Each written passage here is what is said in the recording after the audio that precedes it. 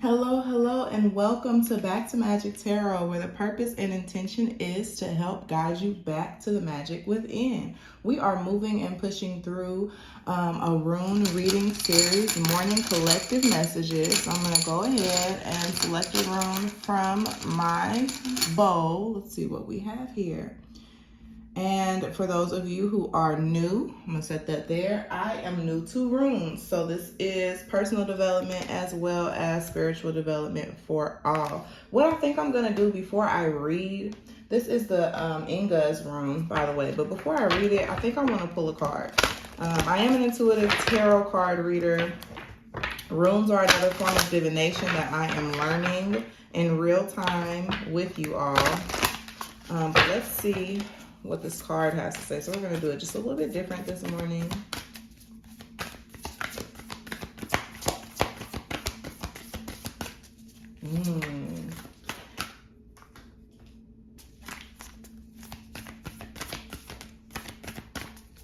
Okay. Is it too many? I saw reclaim your energy. Loving compassion. Okay.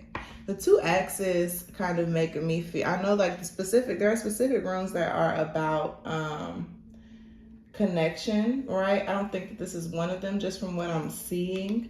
But, and we have balanced forces at the bottom. It really is the two X's, the love and compassion, the balanced forces is really giving me like unity vibes coming together, right? Yeah, so with love and compassion, like being compassionate first for oneself and then also for others. And that is kind of really going along with the series for this week about really bringing two opposing forces together, your faith and your fear, your hopes and desires, as well as your doubts, and not pushing one or the other away, because, we fall on one end of the spectrum or the other. We either have more faith, when we push our fears and doubts down in a way and reject them, or we have more fear, or we push our hopes and dreams down and reject them out of fear. And this is about really incorporating both, encompassing the all. That's really what the theme has been this week. And it's even more so with this balanced forces. I've used different decks every week. This is an oracle deck, and it's saying essentially the same thing. So before I read even any more into the cards, I'm going to read this book, read specifically from the book. Focused on move together as one, okay? May my energies possess the powers of the sun. The power to die and again infinitely live lies within my power to sacrifice and give. So that's even more like the poem at the beginning of this is talking about bringing these things together. It's so amazing how spirit works together as one, right? It says the power of the sun, the power to die and to live, right, lies within my power to sacrifice and give. So there's that love and compassion, right? Being willing to give, being able to see other people and their experiences. We all are really going through similar experiences, but we're so engulfed in our own stuff that oftentimes we may not see what other people are going through. And this card and this rune is calling us to pay attention to that and be compassionate to others. It says creation, action, seed, male fertility, energetic outburst, also dormancy. So those are opposing forces, right? Energetic outburst, you think of like a volcano, right? So an energetic outburst would be a volcanic eruption. And then you also like have a dormant volcano. So those are two opposing forces within one being. Relief, sacrifice, and internal growth.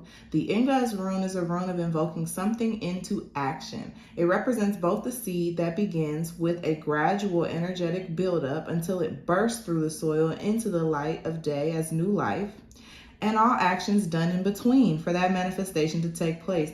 With built up energy, one can burst forward with the seed of creation and bring forth something anew, but not without sacrificing something out of organic understanding that the rebirth of this death will be better than what was once had before. And with that relief from pressure, as the burst of energy shoots forward, comes a moment of easy, fresh breaths and joy.